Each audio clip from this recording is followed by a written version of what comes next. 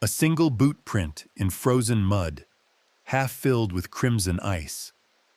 That's what the mail carrier saw first.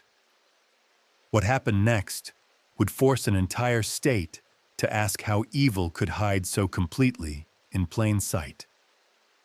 The winter of 1976 came early to Timber Ridge, a logging town tucked into the Alaskan interior, where the Tanana River curves like a scar through endless spruce. Population, 312. The kind of place where neighbors knew each other's woodpile schedules and the post office closed on Sundays. Where smoke from wood stoves hung low in the air, mingling with the smell of wet pine bark and diesel fuel from the mill. The gravel roads turned to frozen ruts by October, and by November, the darkness swallowed 18 hours of every day. On November 9th, 1976, at approximately 2:15 p.m., Dale Hutchins, Timber Ridge's only postal worker for the past 16 years, pulled his Jeep onto Hemlock Road, 3 miles south of town. He had a single certified letter for the Grayson family. Dale had been out this way maybe twice in his career. The Graysons kept to themselves, ran a small trapping operation, homeschooled their kids. Nothing unusual for rural Alaska. Dale remembered Emmett Grayson as polite, quiet, always paid in cash at the general store. The driveway was a quarter-mile of packed snow flanked by black spruce so dense you couldn't see 10 feet into the woods. Dale's breath fogged the windshield. He cracked the window. The cold smelled like iron and wet earth. No smoke from the chimney. Strange for this temperature. Already 6 below zero. Then he saw it. The boot print. Adult-sized work boot tread, pressed into a patch of exposed mud near the porch steps. The mud had frozen solid, preserving the impression. But inside the tread pattern, filling every groove, frozen blood. Not a smear. Not a drop. A pool that had soaked in, then hardened into something that looked like dark garnet. Dale didn't get out of the Jeep immediately. He sat there, engine idling, watching the house. A 2-story log structure, hand-built, with a root-cellar entrance visible on the east side. One window on the second floor had a curtain pulled back. No movement. The front door stood slightly ajar, maybe 3 inches, and in that gap, Dale could see darkness that felt wrong, dense, like smoke without the smell of fire. He honked twice. Nothing. At 2:40 p.m., Dale drove back to town and called the Alaska State Troopers from the post office phone. He told the dispatcher about the boot print, the open door, the absent smoke. She told him a trooper would be out within 2 hours. Dale waited in his Jeep at the edge of town, chain-smoking Marlboros, until Trooper Raymond Kolb arrived at 4:53 p.m., just as the last blue light bled from the sky. They drove out together. Before we go further, drop a comment. Where are you watching from? And what time is it? Stories like this connect us across time zones and borders. If this pulls you in, hit that like button and subscribe. We dig deeper every single week. Kolb had been with the state troopers for 11 years, ex-military. He'd worked motor vehicle accidents on the Parks Highway, domestic disputes in Fairbanks, one homicide in Eagle River. He carried a Remington 870 pump action in a rack behind his seat. When they pulled up to the Grayson house, the first thing he noticed wasn't the boot print. It was the smell. Even in the cold, even with the Jeep windows up, it reached them. Copper and spoiled meat, threaded through with something chemical, lye maybe, or ammonia. Kolb stepped out, flicked on his mag light, and swept the beam across the porch. The boot print was exactly as Dale described, but now Kolb saw another, and another. A trail leading from the woods, up the steps, through the open door. He drew his sidearm, told Dale to stay in the Jeep with the engine running. The porch boards creaked under his weight.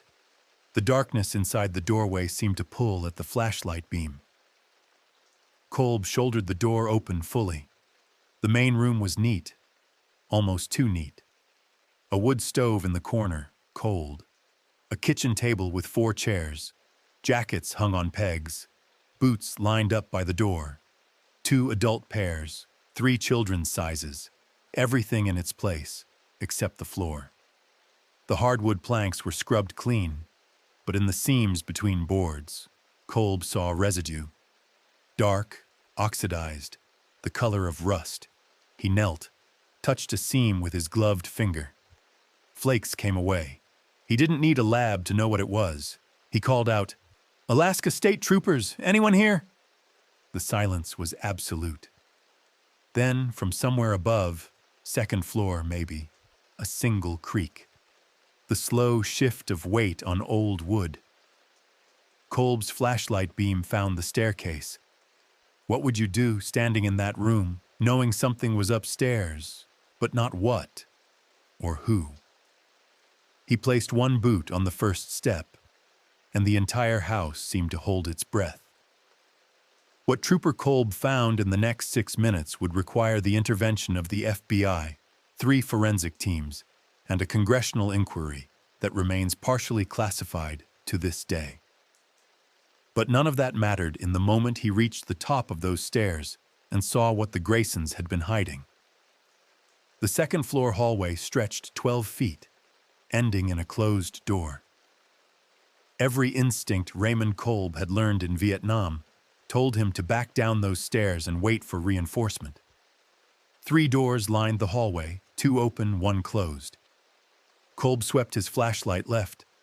A children's bedroom, 2 sets of bunk beds, quilts pulled tight with military precision. Stuffed animals arranged on a shelf. A wooden alphabet puzzle on the floor, completed. He swept right. Another bedroom, adult-sized bed, neatly made. A Bible on the nightstand. Wedding photo on the dresser. Emmett and Clara Grayson, 1968, standing in front of a chapel in Anchorage. She wore white lace. He wore a suit that looked borrowed. The smell was stronger up here. It came from the closed door at the end of the hall. Kolb's throat tightened. He'd smelled death before. Highway fatalities in summer heat. A trapper who died alone in his cabin and wasn't found for 3 weeks. This was different.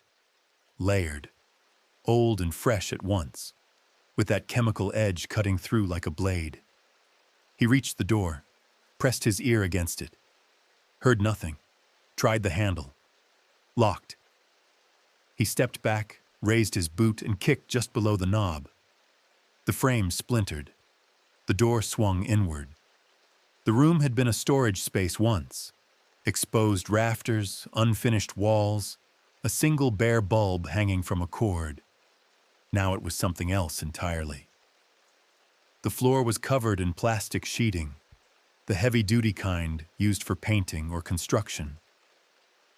In the center of the room sat a wooden workbench, handmade, scarred with cuts and stains that had soaked deep into the grain. On the bench, a bone saw, clean and oiled, a set of skinning knives arranged by size, a hunting axe with a hickory handle, the blade edge gleaming even in the weak flashlight beam. Kolb's light swept the walls.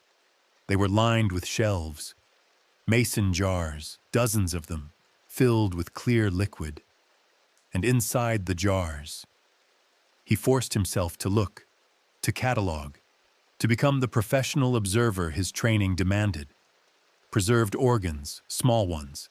Human, he knew immediately, though he'd never seen anything like this outside of a medical school. Each jar was labeled in neat handwriting. Dates, initials he couldn't decipher, location markers that meant nothing to him. The earliest date he could see read March 1973. 3 years. Kolb backed out of the room, nearly tripping over the doorframe.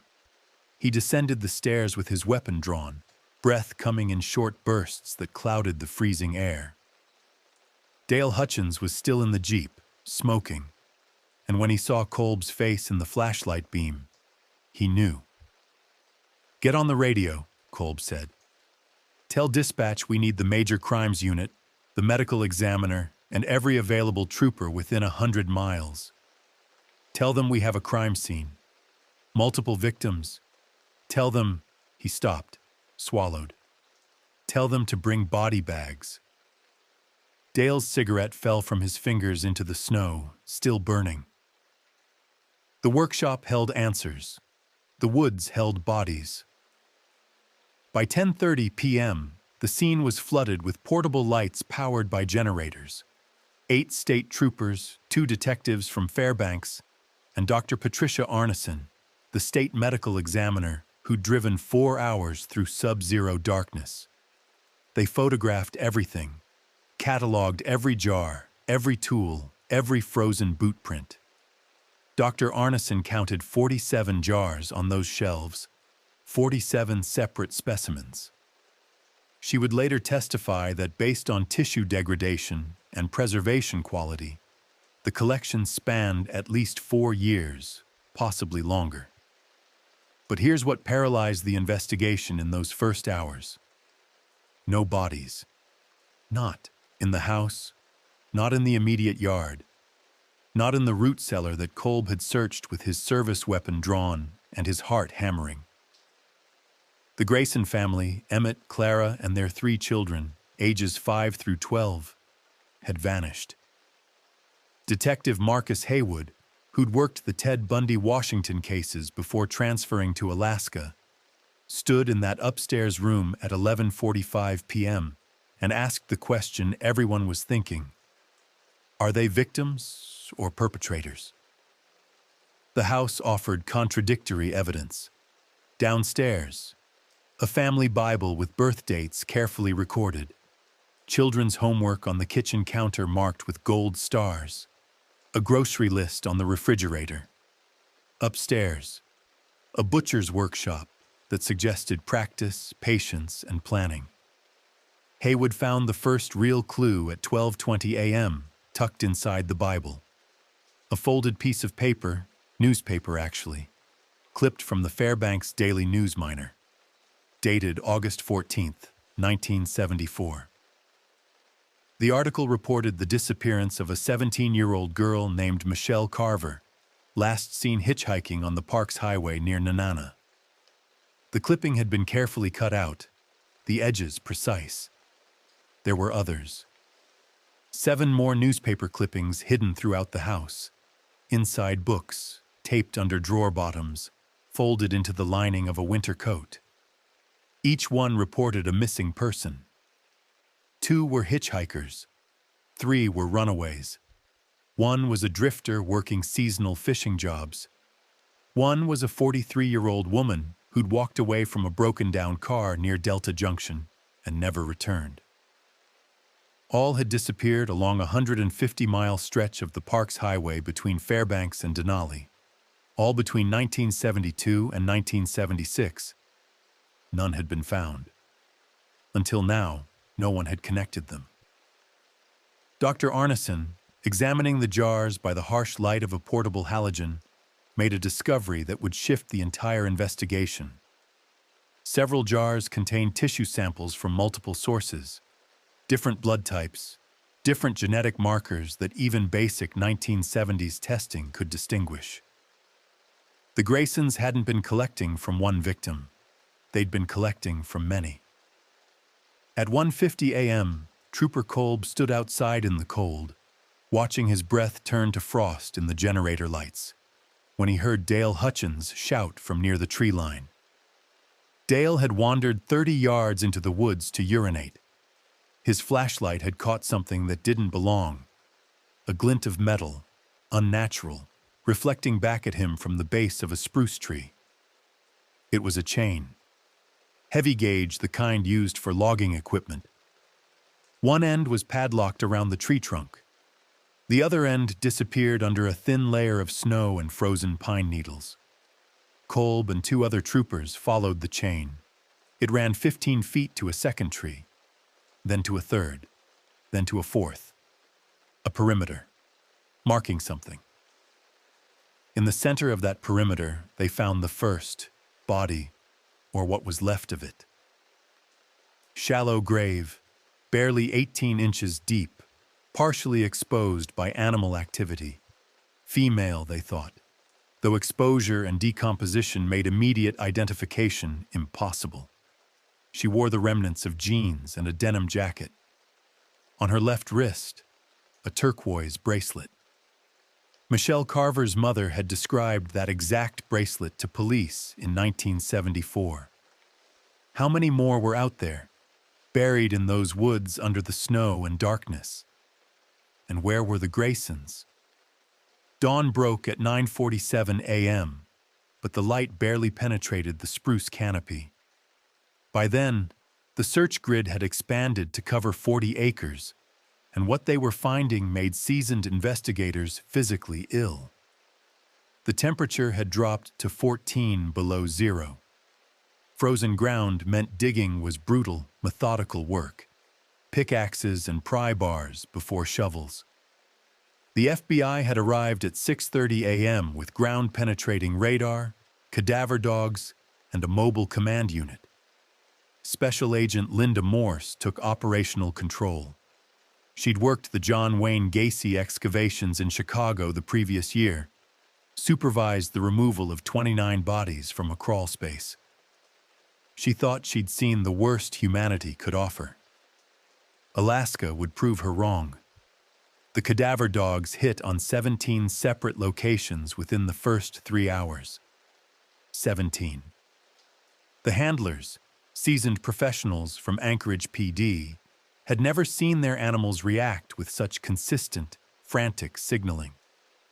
One German shepherd named Baron refused to continue after the 9th alert, sitting down in the snow and whining, a behavior his handler had never witnessed in 6 years of service. The first 6 graves they opened followed a pattern.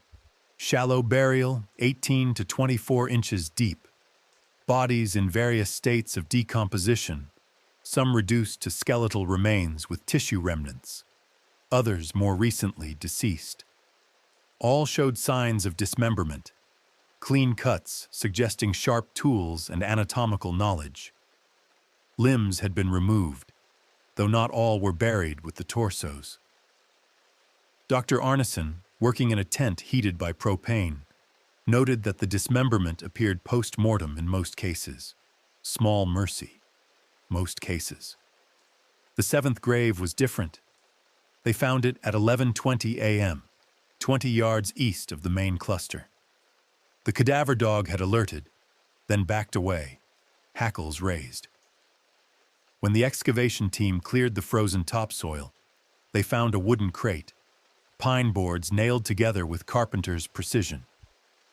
Inside, the remains of 2 individuals, intertwined, both children based on bone size. Dr. Arneson would later determine they were approximately 8 and 10 years old. What made this grave different? What made 3 grown men step away from the excavation site to vomit in the snow? Was the evidence of restraint. Metal cuffs, rusted but intact, still locked around small wrist bones. They'd been alive when they went into the ground. Agent Morse called a halt at noon. 17 potential grave sites. 7 excavated. 7 victims confirmed. The team needed rest, warmth, rotation, but more importantly, they needed answers to a question that was becoming urgent. Where was the Grayson family? The working theory had evolved. Initially, investigators assumed the Graysons were victims, perhaps killed by whoever had created that upstairs workshop. But the evidence kept contradicting that narrative. The house showed no signs of struggle. The workshop was too organized, too established. The newspaper clippings were hidden with care, collected over years. And then there was the forensic detail that Agent Morse had been briefing to her superiors since 9 a.m. Several of the jars in that upstairs room contained fresh specimens, preserved within the last 2 weeks based on tissue quality. Someone had been actively using that workshop right up until Dale Hutchins knocked on the door. At 1:15 p.m., a breakthrough. Trooper Janet Wyckoff, conducting a grid search of the house's exterior, found tire tracks partially obscured by fresh snowfall from the previous night. The tracks led from a detached garage, which investigators had initially dismissed as empty, out to Hemlock Road, then east, away from Timber Ridge. The garage contained something they'd missed in the initial sweep: a false floor, accessible by a recessed handle, covering a storage pit. Inside the pit, a generator, non-perishable food supplies, camping gear, and $5,000 in cash wrapped in plastic. An escape cache, prepared, stocked, ready. The Graysons had run. Agent Morse immediately issued a bolo, "Be on the lookout," for the entire family. Vehicle description came from town records. A 1972 Ford F-250, dark green, Alaska plates. Emmett Grayson, 41 years old, 6'2", approximately 200 pounds, brown hair, blue eyes.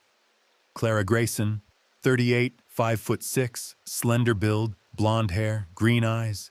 3 children: Thomas, age 12, Sarah, age 9, Daniel, age 5. But here's what chilled investigators.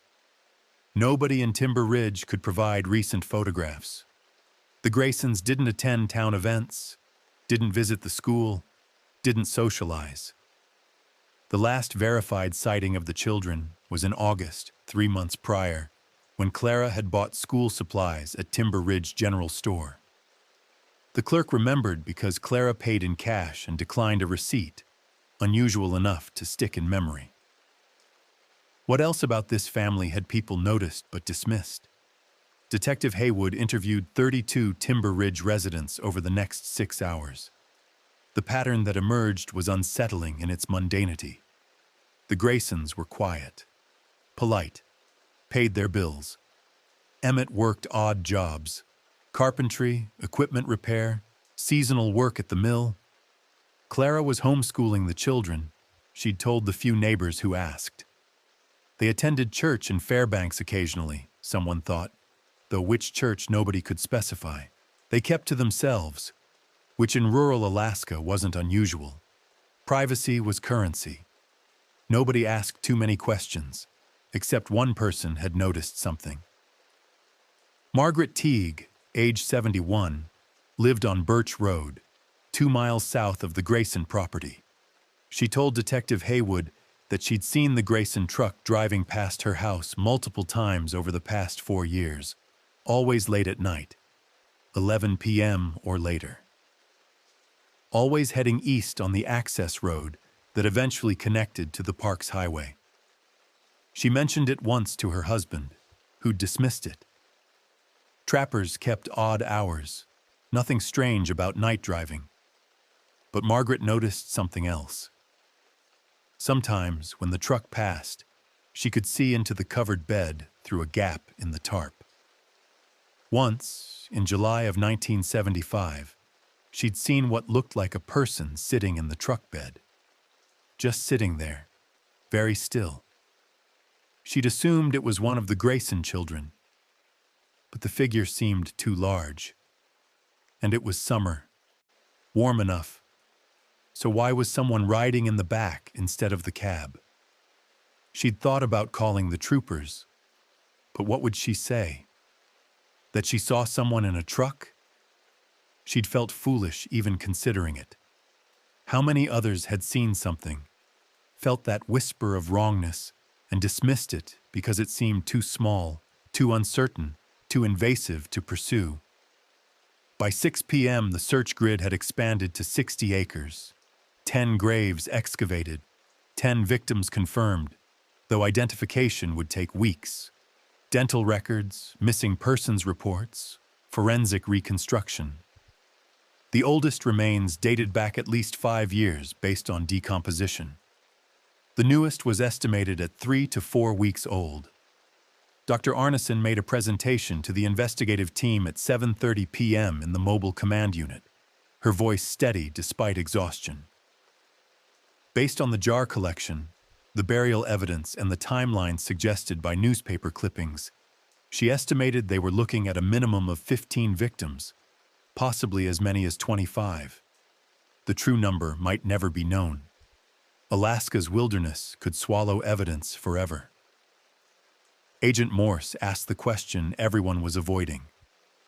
Could the children be involved? The room went silent. These weren't abstract victims anymore.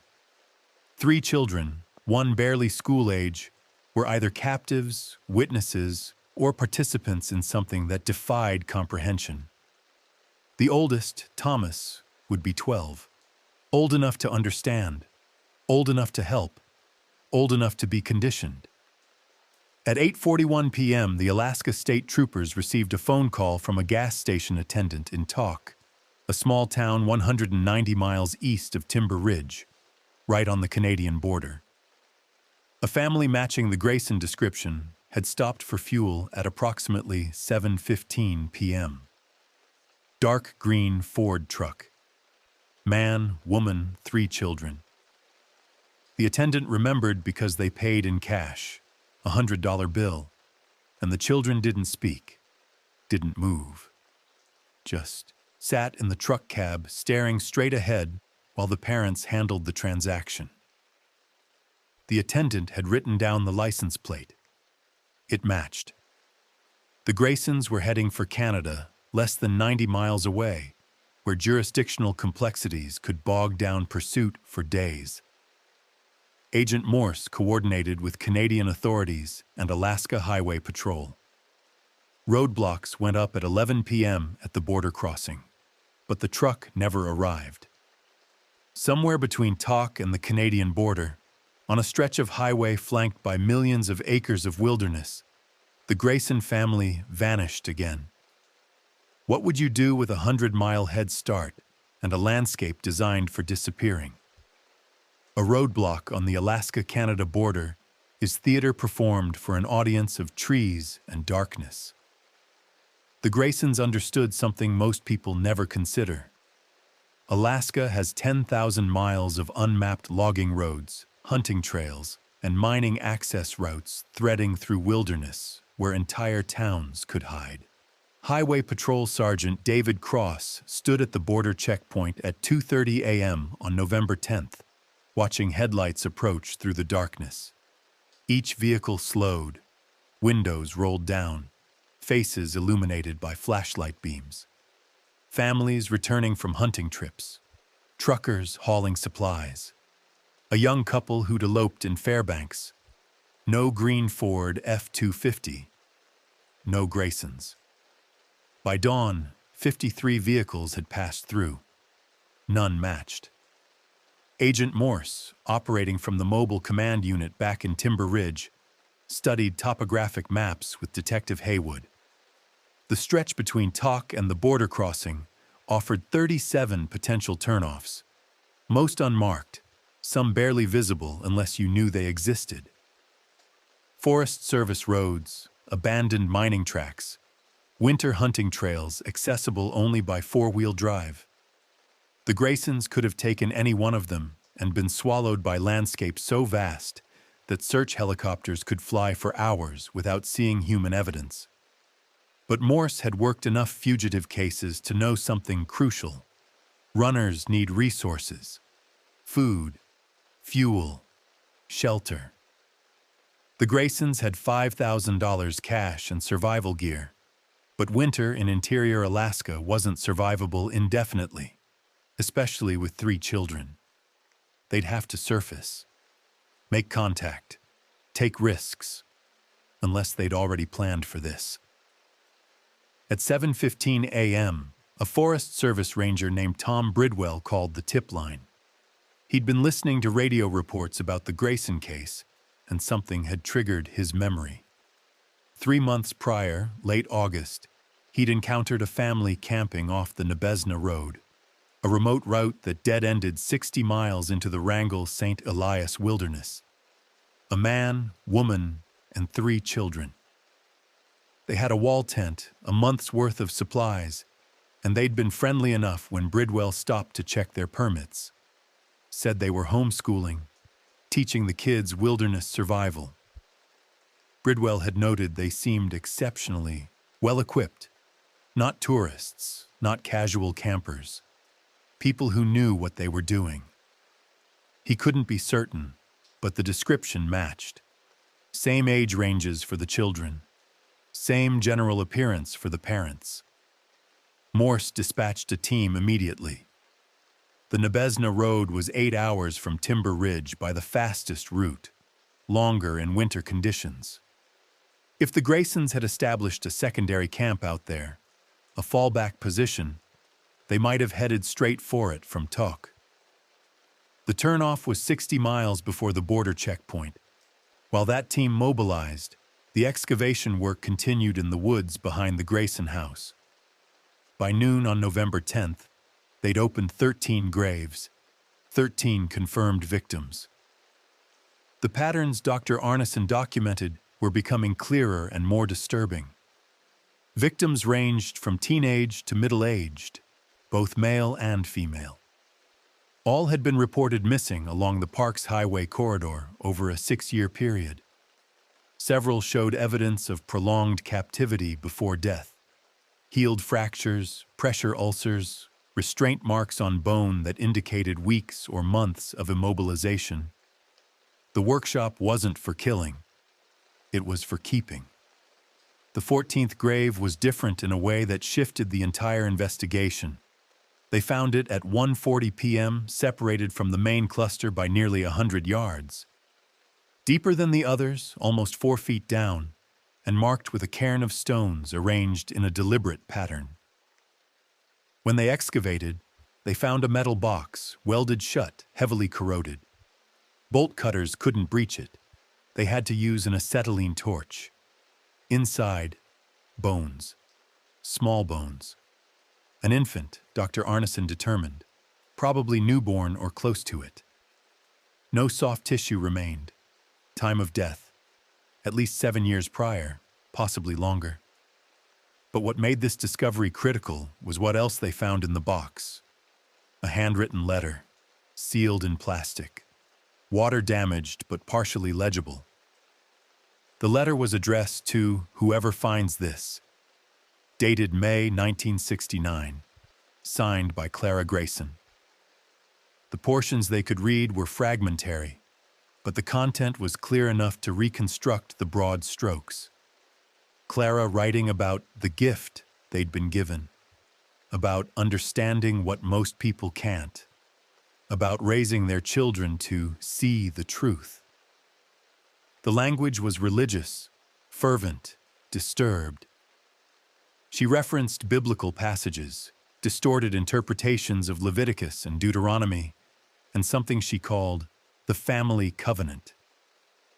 The infant in the box, Agent Morse realized with cold certainty, was likely a 4th Grayson child, one who'd never been registered, never appeared in any record, one who'd died or been sacrificed as part of whatever belief system the Graysons had constructed. This wasn't opportunistic predation. This was ideology. At 3:20 p.m., Margaret Teague called the tip line again.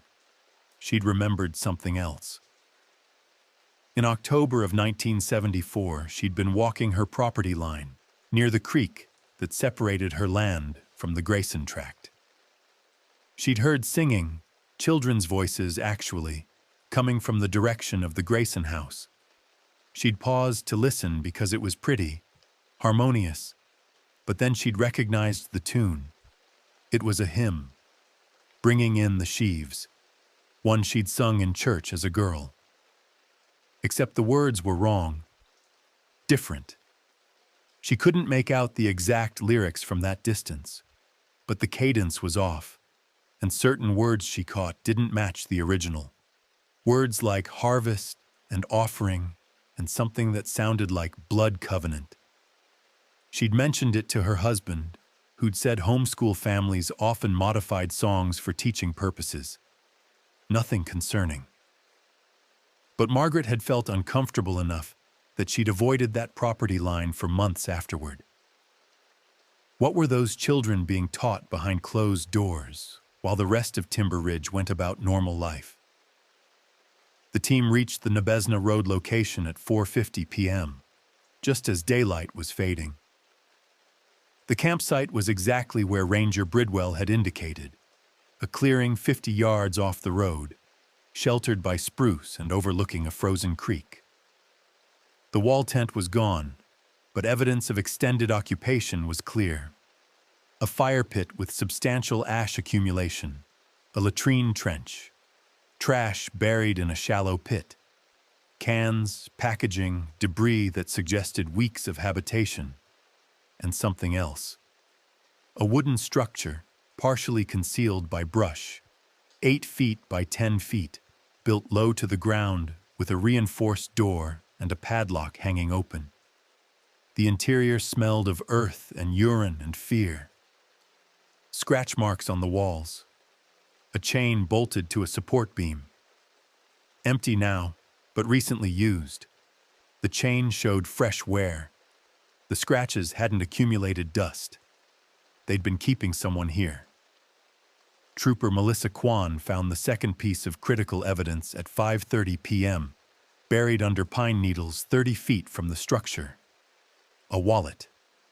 Inside, a New Mexico driver's license for Robert Arthur Chen, age 24, issued in 1974, and a photograph. Robert with his arm around a young woman, both smiling, mountains in the background.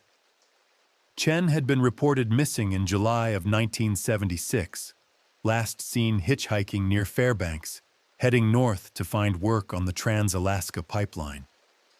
The missing persons report noted he'd called his sister from a payphone in Fairbanks, said he'd met a friendly family who offered him a ride and possibly a place to stay.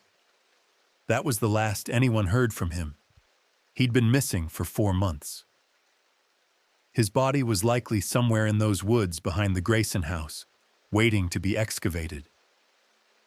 At 6:45 p.m., as the team was preparing to establish a perimeter search around the Nebezna camp, one of the troopers found fresh tire tracks leading away from the clearing, heading deeper into the roadless wilderness. The tracks were recent. No snow accumulation made within the last 24 hours. The Graysons had been here, maybe as recently as yesterday.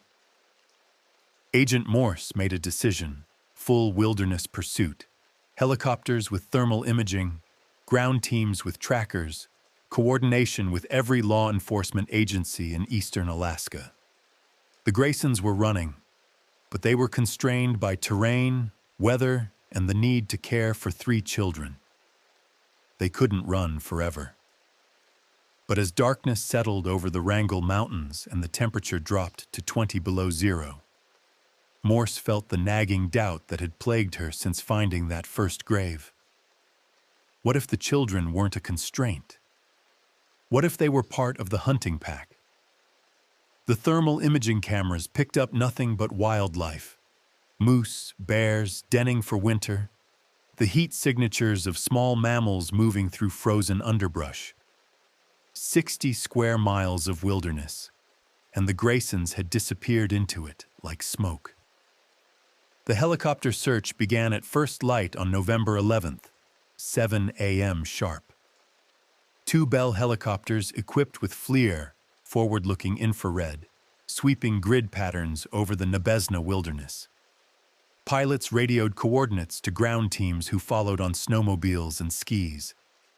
The Forest Service provided trackers, men who'd spent decades in these mountains hunting, guiding, finding lost hikers. If anyone could follow a trail through this terrain, it was them. By noon, they'd found 3 separate campsites, all abandoned, all showing signs of recent use. At the first site, tire tracks leading to a concealed position under thick spruce where a vehicle could be hidden from aerial observation. At the second, a fire pit still warm to the touch, coals less than 12 hours old. At the third, children's footprints in a patch of exposed mud near a creek. small boot treads preserved in frozen earth. The Graysons were staying mobile, never occupying one position long enough to be pinned down. Classic fugitive behavior, except most fugitives didn't bring 3 children into sub-zero wilderness. Lead tracker Frank Osborne, a Koyukon Athabascan guide with 40 years' experience, briefed Agent Morse at 1:15 p.m. via radio. The family was moving in a rough circle, he explained, looping through the wilderness but never straying more than 15 miles from the Nebezna Road. They weren't running toward Canada or any border. They were staying in familiar territory, using pre-established camps, demonstrating knowledge of the landscape that suggested years of preparation. "They've been practicing this," Osborne said, his voice crackling through static. "This isn't desperation. This is execution of a plan." Back in Timber Ridge, the excavation work continued. 16 graves now. 16 victims. Dr. Arneson was conducting preliminary examinations in a refrigerated trailer that had been brought in from Fairbanks. She'd called in 2 additional forensic pathologists to help process the volume of remains. The work was methodical, painstaking, and psychologically devastating. At 2:30 p.m., she made a discovery that added a new dimension of horror to an already incomprehensible case. Victim number 12, tentatively identified through dental records as Jennifer Holbrook, age 19, missing since March of 1975, showed evidence of a healed C-section scar. Post-mortem examination revealed that she'd given birth, likely within months of her disappearance.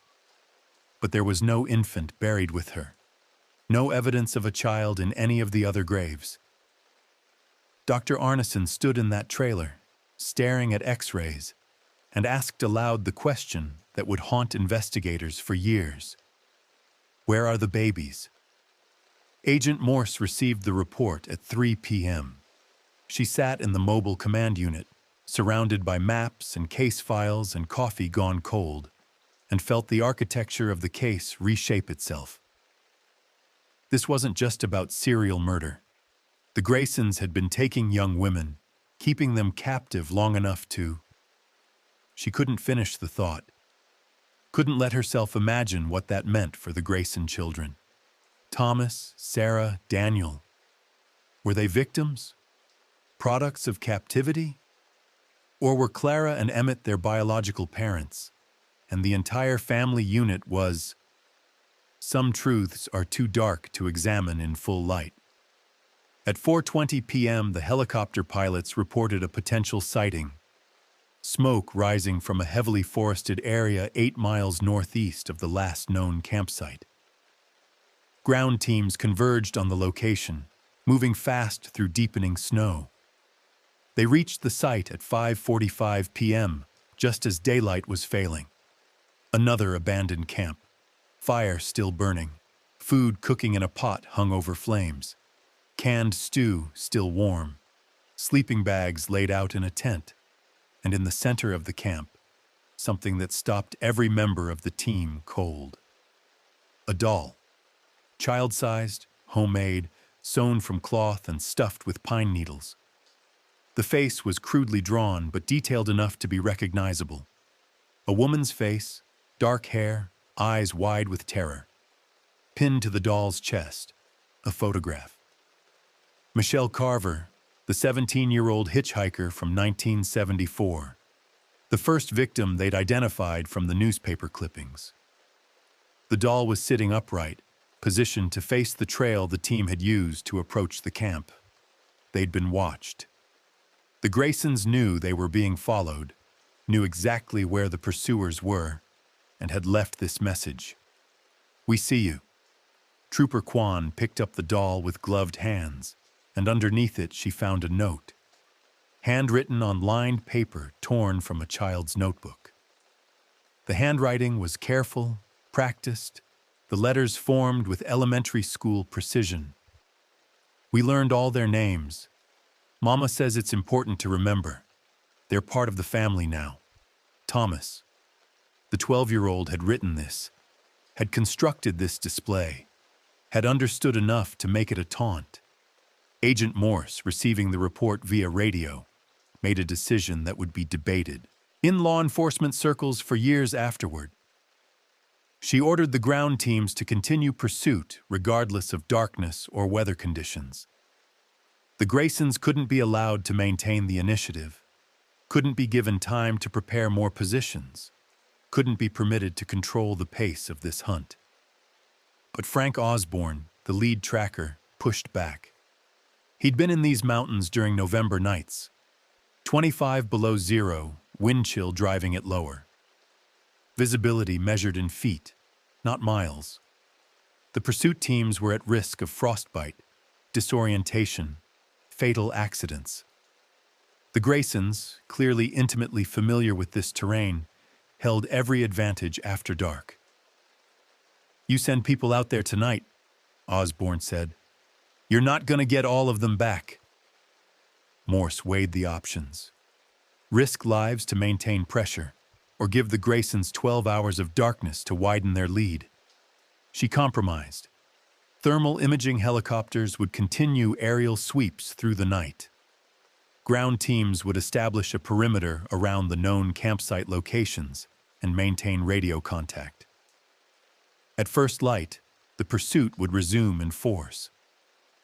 At 7:30 p.m., one of the helicopters radioed a contact. Thermal signature, multiple individuals, moving through a valley 3 miles from the last campsite.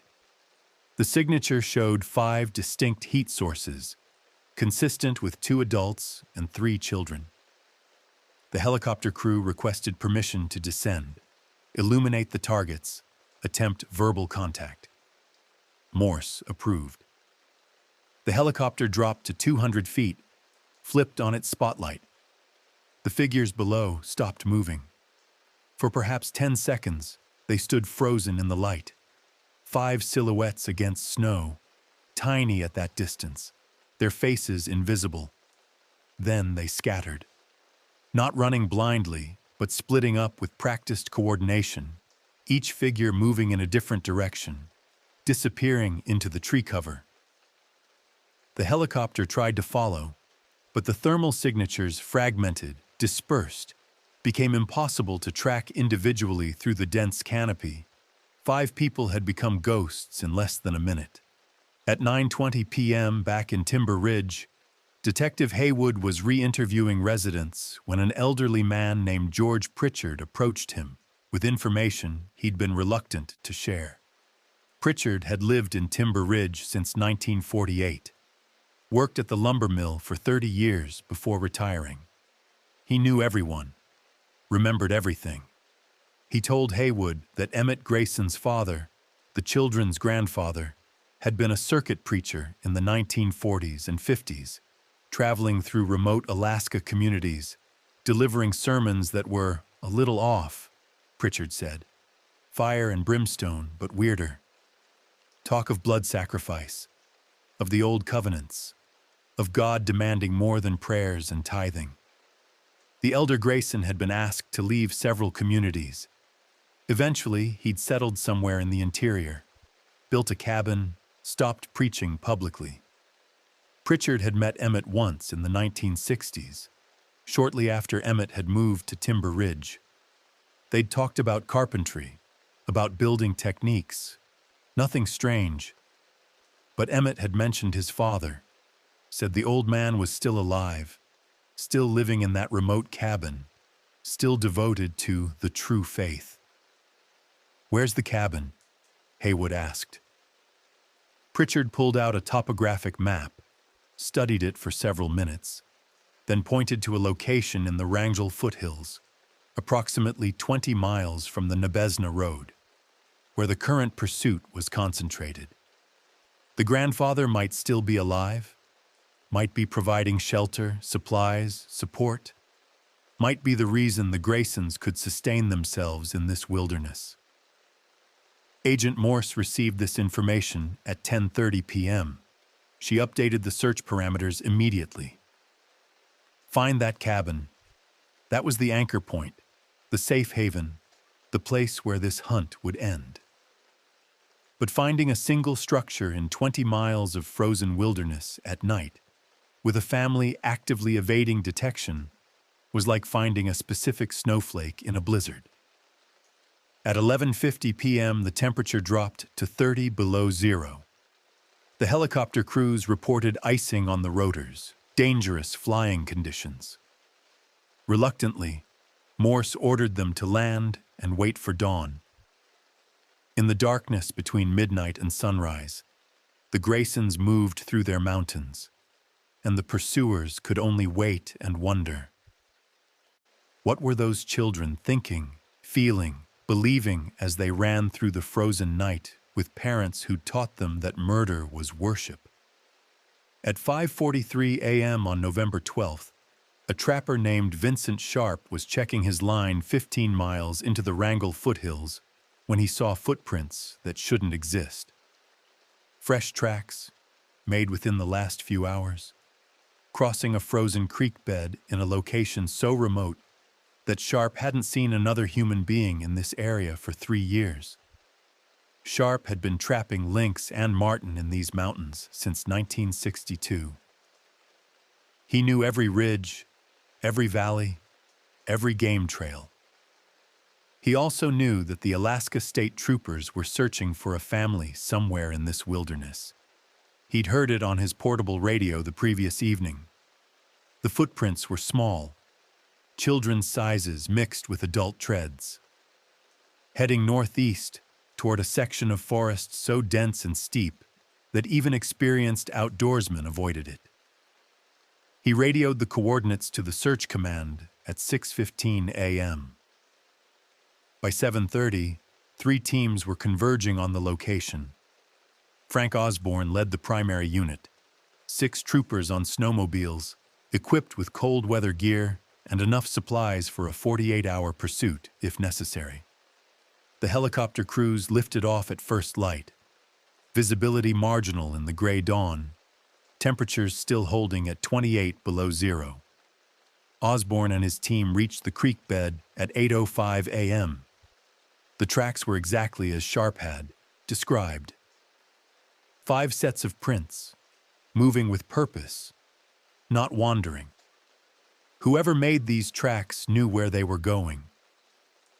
Osborne knelt, examined the impressions in the frozen snow. The smallest prints, the 5-year-old presumably, showed a stride pattern that suggested the child was being carried part of the time. The other tracks were evenly spaced, no signs of exhaustion or panic. "They're close to something," Osborne said. "Somewhere they feel safe." The team followed the tracks northeast, climbing steadily into terrain that grew increasingly difficult. The snowmobiles had to be abandoned after 2 miles. The grade was too steep, the trees too tightly packed. They continued on snowshoes, weapons drawn, moving in tactical formation. Above them, the helicopter swept wider patterns, thermal cameras probing the forest canopy. At 9:27 a.m., Trooper Brian Deckard spotted something that didn't belong, a straight line among the organic chaos of wilderness. A roofline, barely visible, covered in snow and decades of accumulated pine needles. They'd found a structure. The cabin sat in a small clearing on the lee side of a ridge, positioned to be invisible from any approach, except the one the team had just used. Log construction, hand-built, probably 50 years old or more.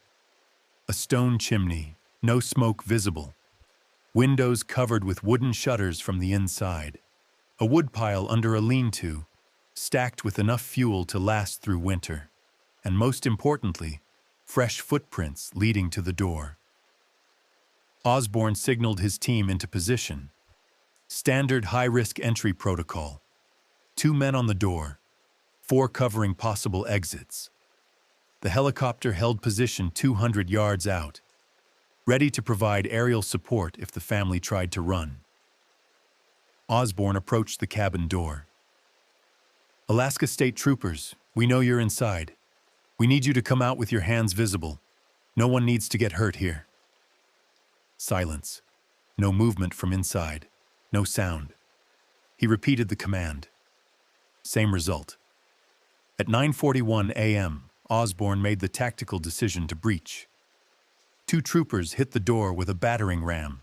The old wood splintered, the door crashed inward. The team flooded in, flashlights cutting through the darkness, weapons tracking every corner. The cabin was empty, but it had been occupied recently. The interior was surprisingly well maintained. A wood stove still radiating faint heat, food supplies stacked on shelves, sleeping pallets on the floor, a table with 5 chairs, kerosene lamps, and on the walls, photographs. Dozens of them, some dating back decades based on the fading and the clothing styles. Family portraits. Emmett as a child with an older man who must be his father, the circuit preacher Pritchard had described. Clara as a young woman, the 3 children at various ages, and photographs of the others. The victims, displayed like family photos. Michelle Carver sitting at a table, eyes empty, thin to the point of starvation. A man bound to a chair in what looked like the workshop back at the Timber Ridge house. A woman standing in this very cabin, her expression a mask of terror barely controlled. At least 20 photographs of people who were now buried in those woods. Trophies, memories, evidence of a family that had been hunting together for years. Trooper Kwan found the journal in a wooden chest beneath one of the sleeping pallets. Leather-bound, thick, every page filled with careful handwriting. She flipped it open to a random page, dated June 19th, 1975. Sarah helped with the cleaning today. She's getting better at it. Her hands are steadier now. Thomas asked good questions about the preservation process. He understands the importance of keeping records. Daniel is still too young, but he watches everything. Clara says he'll learn when he's ready. We are teaching them the covenant. We are preparing them for the harvest. The journal went back years, hundreds of entries, a complete chronicle of their activities, written in a matter-of-fact tone that suggested they saw nothing wrong with what they were doing. The earliest entry was dated November 1968, just months after Emmett and Clara were married. They'd been doing this from the beginning. The children had been born into it, raised in it, taught that this was normal, that this was righteous. At 10:15 a.m., Osborne radioed Agent Morse with the cabin's location and contents. She gave immediate orders: secure everything as evidence, photograph every surface, bag and tag the journal for priority analysis, and find out where the Graysons went, because the footprints proved they'd been here within the last few hours, and they couldn't have gone far. Trooper Deckard found the answer at 10:32 a.m., a trapdoor under a pile of firewood, easily overlooked unless you were specifically searching for it. The trapdoor opened onto a root cellar that extended 15 feet into the hillside, and at the back of the cellar, another door. Narrow, low, barely wide enough for an adult to squeeze through. An escape tunnel. Osborne went through first, flashlight in one hand, weapon in the other. The tunnel was crude but functional, shored up with timber, just tall enough to crouch walk through. It extended roughly 40 yards before opening into a natural cave that exited on the opposite side of the ridge, completely hidden from the cabin's approach. Fresh tracks in the snow outside the cave mouth. 5 sets. Heading downslope toward a frozen creek. The Graysons had been in that cabin, had heard the snowmobiles approaching, and had evacuated through the tunnel while the search team was setting up outside the front door. They'd had minutes of head start, maybe less.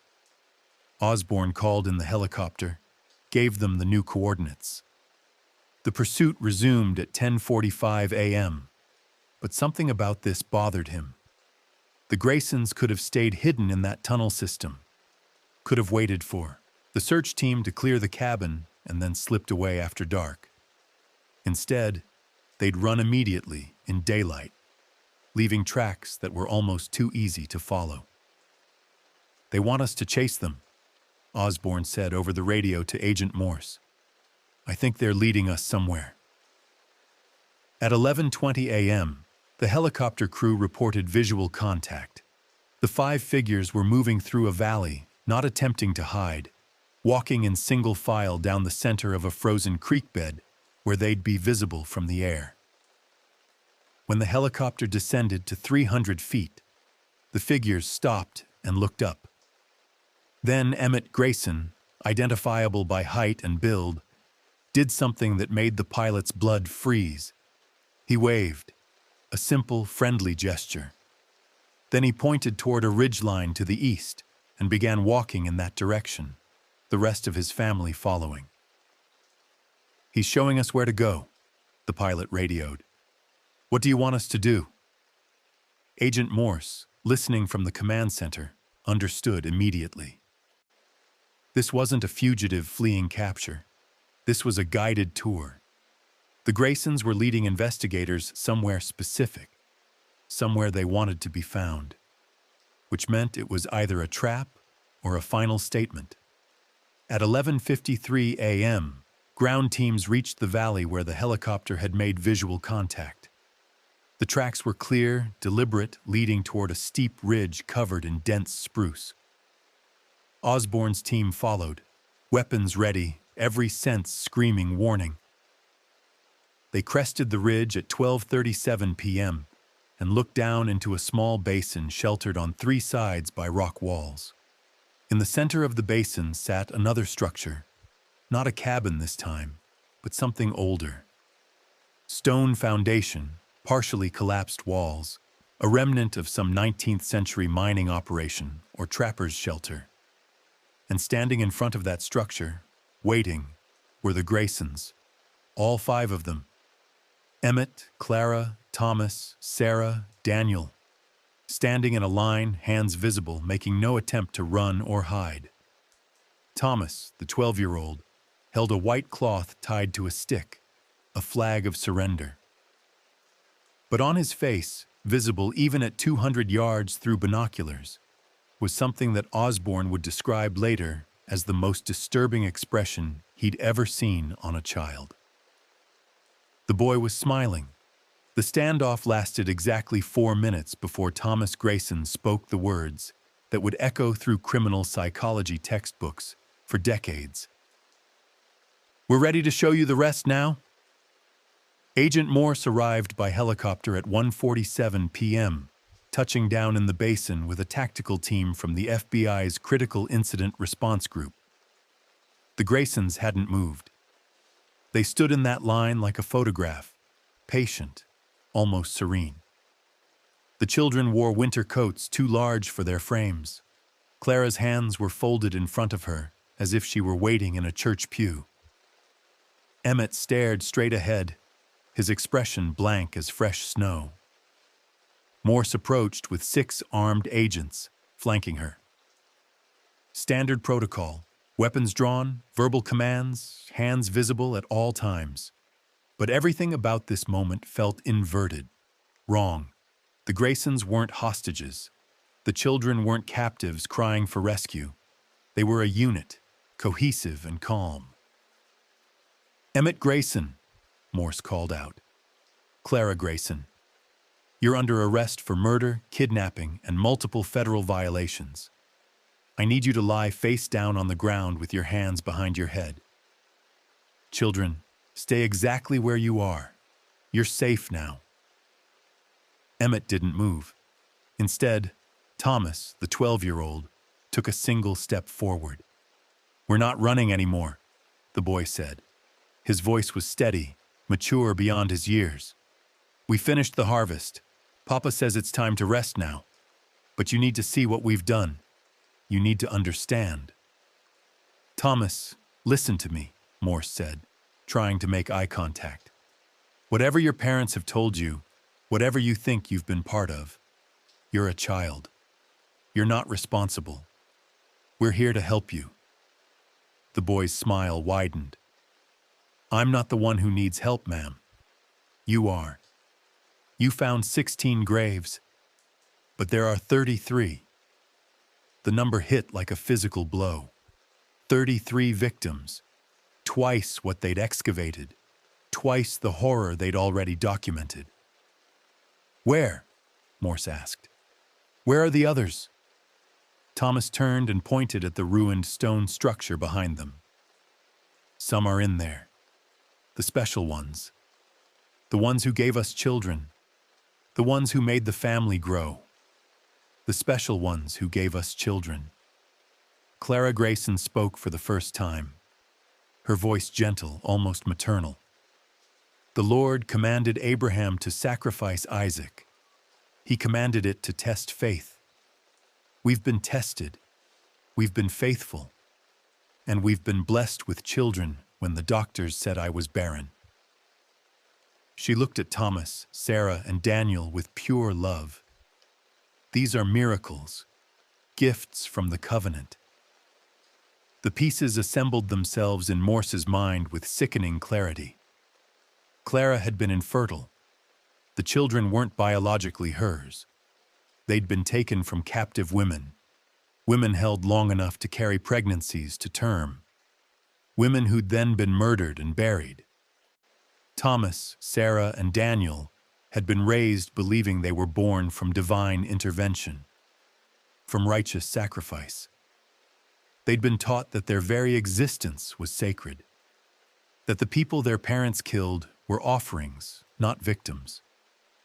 Sarah, the 9-year-old, spoke next. Her voice was soft, sing-song, reciting something memorized. The harvest feeds the covenant. The covenant feeds the family. The family serves the Lord. Blessed are those who give themselves to the greater work. Agent Morse felt herself losing control of the situation. These weren't victims she could rescue. These were perpetrators, children who'd been so thoroughly conditioned that they saw atrocity as worship. Emmett, Morse tried again. You can end this right now. Tell us where the bodies are. Tell us the names. Let these children get the help they need. Emmett finally moved, turning his head to look directly at Morse. They don't need help. They need purpose. We gave them that. We taught them the truth that society refuses to see, that death is transformation, that sacrifice is sacred, that the strong must harvest the weak to feed the covenant with God. He paused. You'll never understand. Your world is built on comfortable lies. Ours is built on terrible truth. At 2:11 p.m., the tactical team moved in. The Graysons didn't resist. They allowed themselves to be handcuffed, searched, secured. The children were separated from the parents. Procedure for any situation involving minors. Sarah began crying when they took her away from Clara, but they were silent tears, dignified, like she was performing a role she'd rehearsed. Daniel, the 5-year-old, didn't cry at all. He just watched with dark eyes that seemed far older than 5 years should allow. Osborne and his team entered the ruined stone structure at 2:25 p.m. What they found inside would require 3 additional forensic teams and 6 weeks of careful excavation. The structure had been used as a secondary burial site for the special ones, as Thomas had called them. 7 bodies, all female, all showing evidence of prolonged captivity and post-mortem C-sections. The biological mothers, in a metal box buried beneath the stone floor, they found birth certificates. Handwritten, not official, but documenting what the Graysons believed to be the truth. Thomas, born to Jennifer Holbrook. Sarah, born to a woman named Patricia Kellerman, missing since 1973. Daniel, born to Michelle Carver, the first victim they'd identified. The children had been raised by their mother's murderers, had been taught to honor the sacrifice that gave them life, had been shown the graves and told they were blessed. What psychological mechanism could possibly undo that conditioning? By 4 p.m., excavation had located 8 more burial sites in the surrounding area, marked by cairns similar to the one at the Timber Ridge property. The Graysons had been using this basin as a dump site for years. Victims who'd been held at the cabin, killed here, buried in the rocky soil that was easier to dig than the frozen ground closer to Timber Ridge. The total count was climbing toward Thomas's number: 33 victims, spanning at least a decade, possibly longer. One of the largest serial murder cases in American history, perpetrated by a family unit that saw themselves as righteous. At 5:30 p.m., as darkness closed in and the temperature plunged, Agent Morse conducted the first formal interview with Emmett Grayson in a heated tent that served as a mobile interrogation room. Emmett was calm, cooperative, almost eager to talk. He provided names, dates, locations, described the selection process. Hitchhikers were safest, people passing through, people who wouldn't be missed immediately. Described the doctrine his father had taught him, twisted interpretations of Scripture combined with survivalist philosophy and a fundamental belief that certain people were meant to be harvested like crops. "My father showed me the truth when I was younger than Thomas is now," Emmett said. "He taught me that society's laws are man's laws, not God's laws, that the covenant requires blood, that the faithful must be willing to do what the weak call evil." He leaned forward. "I've given my children the greatest gift a father can give: purpose, clarity, freedom from doubt. They'll never wonder if their lives have meaning. They know exactly what they were born to do." Morse asked the question that would haunt her. "What were they born to do, Emmett?" "To continue the harvest," he said simply. "To keep the covenant alive." At 7:15 p.m., psychiatric evaluators arrived to assess the children. Dr. Harold Vance, a specialist in childhood trauma from Johns Hopkins, spent 2 hours with Thomas. His preliminary report, delivered to Morse at 9:30 p.m., was devastating: profound indoctrination, complete identification with the perpetrators, no recognition of moral wrongness in the actions described. Thomas had watched his parents kill, had helped with disposal, had been promised that when he turned 13 next summer, he would participate in his first harvest as primary actor, not assistant. The boy was looking forward to it. Sarah and Daniel showed similar patterns at different developmental stages. They'd been raised in a closed system where every adult, every authority figure, every source of information reinforced the same message. What their family did was sacred, necessary, good. "Can they be rehabilitated?" Morse asked Dr. Vance. He was silent for a long moment. "I don't know. There's no precedent for this level of systematic conditioning from birth. We're not talking about deprogramming cult members who joined as adults. We're talking about children who've never known any other reality. Their entire psychological architecture is built on this foundation." The Graysons were formally charged on November 13th with 31 counts of first-degree murder. The final body count after excavation was complete. 2 additional victims remained unidentified. The trial would drag through 1977 and into 78, becoming a media sensation that forced America to confront uncomfortable questions about evil, family, and the limits of moral rehabilitation. Emmett and Clara Grayson were sentenced to death. Alaska had no death penalty, so they were extradited to a state that did, a legal maneuver that sparked controversy but was ultimately upheld. They were executed by lethal injection in 1983, maintaining until their last words that they'd served a higher purpose. The children were placed in psychiatric care under sealed identities. Thomas, Sarah, and Daniel, if those were ever truly their names, disappeared into the system.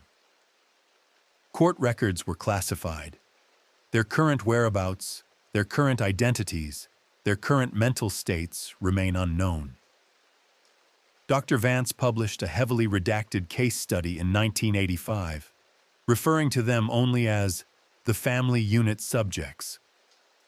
He concluded that complete rehabilitation was unlikely but not impossible, and that society bore an obligation to try despite the astronomical cost and uncertain outcome. But here's what keeps investigators awake at night. Thomas would be 61 years old now. Sarah, 58. Daniel, 53. They're out there somewhere, carrying lessons learned in blood and darkness, raised to believe that certain truths are too terrible for ordinary people to accept. We're only scratching the surface. The next case is even darker. Subscribe before it drops.